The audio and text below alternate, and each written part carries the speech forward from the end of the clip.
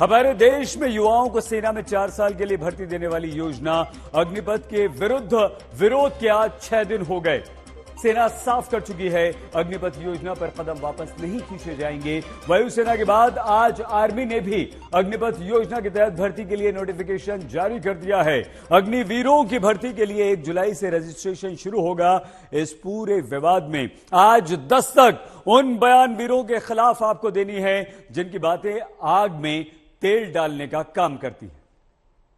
मैं तेरी बात समझ लेकिन सेंटीमेंट्स आ गए बेटा, मुझे लिख के दे। बोलिए तो मुझे लिख के दे, मैं तेरी बात सरकार तक पहुंचाऊंगा। अपना कैरियर खराब मत कर मेरे बेटे। पानीपत की ये तस्वीर, जहां रविवार को अग्निपथ के खिलाफ प्रदर्शन करता युवक अधिकारी के आगे रोने लगा। अधिकारी समझाने लगे, दिलासा देने लगे। युवाओं के मन में भविष्य को लेकर शंका। तब क्या बयानवीर ही शंका को युवाओं के मन में और बढ़ावा दे रहे हैं? मुझे अगर इस ऑफिस में, बीजेपी के ऑफिस में सिक्योरिटी रखना है तो मैं अग्निवीर को प्राथमिकता दूंगा। क्या ऐसे बयान अग्निपथ योजना को लेकर भ्रमों के जाले और बढ़ा दे रहे हैं? पता है कितनी माँ का कितना बड़ा कालचा होता है अपने लड़के को फौज में भेजना। क्यों नहीं कोई नेता अपने बेटे को भेजता फौज में? पता है गरीब घर का लड़का मेहनत करता है, उनके बस की नहीं है मेहनत करनी। ऐसे नहीं कोई फौजी बन जाता है। सेना और सरकार अग्निपथ को लेकर उठे युवाओं के मन के सवालों का जवाब देने में लगातार जुटे। तब क्या देश में बयानवीर सेना सरकार की कोशिश पर पानी डाल रहे हैं? డ్రైవర్స్ వేరే ఉంటారు, ఎలక్ట్రీషియన్స్ వేరే ఉంటారు, అందులో బట్టలు ఉతికే వాళ్ళు వేరే ఉంటారు, లేకపోతే మరి మన హెయిర్ కటింగ్ చేసే వాళ్ళు ఉంటారు. ఈ రకంగా వేల పోస్టులు ఉంటాయి. అందులో కొంతమంది అందులో కూడా ఉపయోగం వస్తుంది. जो पहले से 4 साल बाद क्या करेंगे सवाल के भंवर में फंसे, क्या उन नौजवानों को ऐसे बयानवीर और भी शंकाओं के भंवर में नहीं धकेल रहे? भाई साहब 4 साल से मेहनत कर रहे हैं आर्मी के लिए और अभी टीओडी जारी कर दिया है। तो ये 4 साल की नौकरी करने के बाद चौकीदारी करेंगे अभी इतनी मेहनत करके। देश में जब सैकड़ों करोड़ रुपए की सार्वजनिक संपत्ति का नुकसान हो चुका है, सोमवार को जब हर जगह भारी पुलिस बल भारत बंद रोकने के लिए लगा, तब क्या राजनीति के नाम पर बयानवीर माहौल बिगाड़ने में आगे जुटे हैं? कीमत पर हम लोग ये अग्निपथ, देश होगा खून से लथपथ, लेकिन ये अग्निपथ हम नहीं।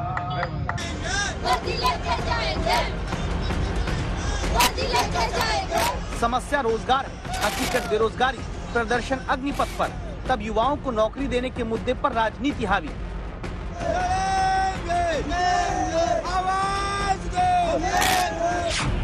क्या बयानवीर अब सेना में पक्की नौकरी के लिए संघर्ष करते बेरोजगारों का मजाक उड़ा रहे हैं?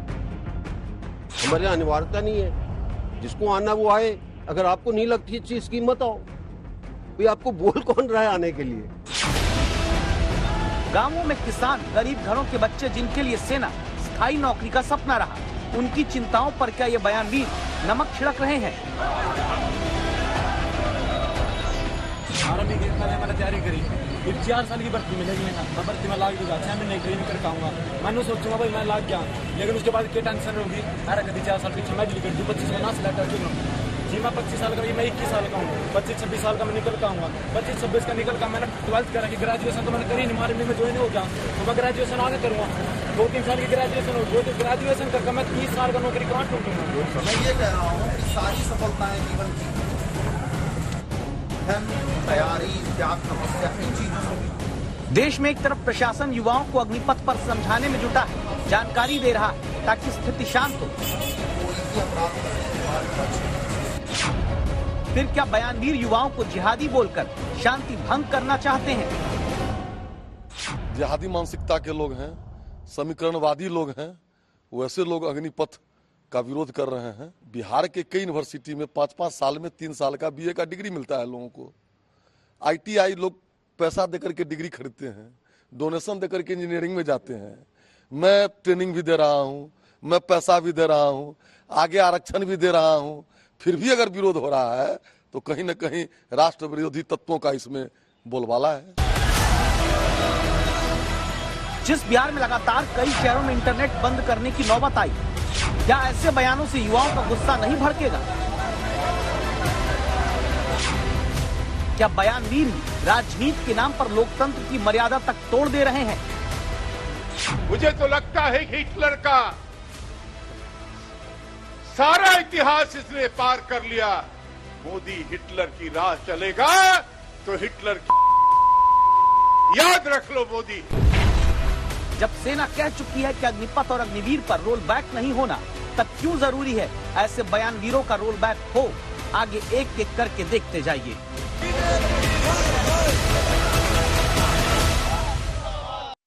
आज प्रधानमंत्री नरेंद्र मोदी बेंगलुरु में थे। नरेंद्र मोदी ने अग्निपथ योजना का नाम नहीं लिया, लेकिन यह कहा कि हर रिफॉर्म शुरुआत में अप्रिय लग सकता है, समय के साथ आगे लाभ मिलता है। अभी अग्निपथ पर भी यही स्थिति है। युवाओं के मन में, सेना से रिटायर्ड अधिकारियों के मन में और बहुत सारे लोगों के मन में ऊहापोह है। सरकार, सेना लगातार उसी संशय, सवालों का हल करने में जुटी हुई है। फिर कुछ बयानवीर उसी कोशिश पर पानी फेरने लगते हैं। इस रिपोर्ट में आप अंत तक देखिए। बीते 8 सालों में देश को इस रास्ते पर तेजी से बढ़ने का रास्ता भी आसान नहीं था, सुविधा का नहीं था। कई फैसले, कई रिफॉर्म तात्कालिक रूप से अप्रिय लग सकते हैं, लेकिन समय के साथ उन रिफॉर्म्स का लाभ आज देश अनुभव करता है। रिफॉर्म का रास्ता ही हमें नए लक्ष्यों, नए संकल्पों की तरफ ले जाता है। अग्निपथ स्कीम का नाम नहीं लिया। हाँ, रिफॉर्म की बात प्रधानमंत्री ने जरूर कही। बात सही है, कई बार बड़े सुधार में दूर का फायदा नहीं, पास का नुकसान देखा जाने लगता है। यही वजह है 14 जून को अग्निपथ स्कीम लॉन्च होने के बाद से 15 से 18 जून तक कई राज्यों में प्रदर्शन हिंसक हो गया। रविवार से हिंसा थमी है, प्रदर्शन अब भी जारी है। सोमवार को भारत बंद का ऐलान सोशल मीडिया के जरिए फैला। सिर्फ कई ट्रेन बिहार से जाने वाली ही रद्द करनी पड़ी। प्रदर्शन जरूर हुए, हिंसा कहीं नहीं दिखी। बंद का असर भी कम रहा।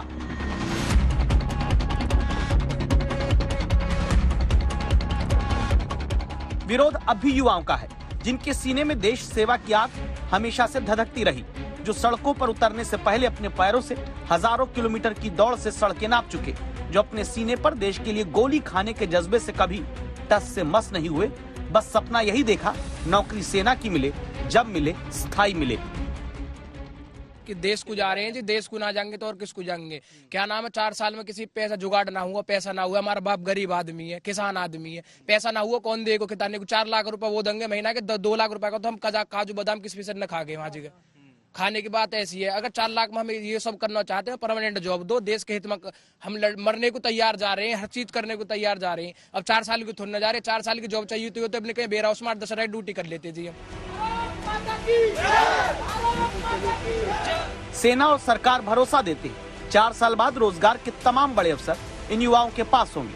तब असदुद्दीन ओवैसी उन दावों पर सवाल उठाते हैं कि 4 साल काम करो और 4 साल के बाद तुमको निकाल दिया जाएगा।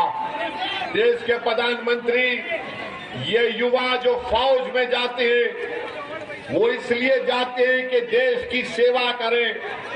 ये फौज में जो जाता है नौजवान, वो अपने लिए एक बाइज़ इज्जत समझता है, अपने लिए एक ऑनरेबल चीज उसको समझता है। वो फौज में जाकर देश की सुरक्षा करना चाहता है। मगर देश के प्रधानमंत्री ने क्या कर दिया?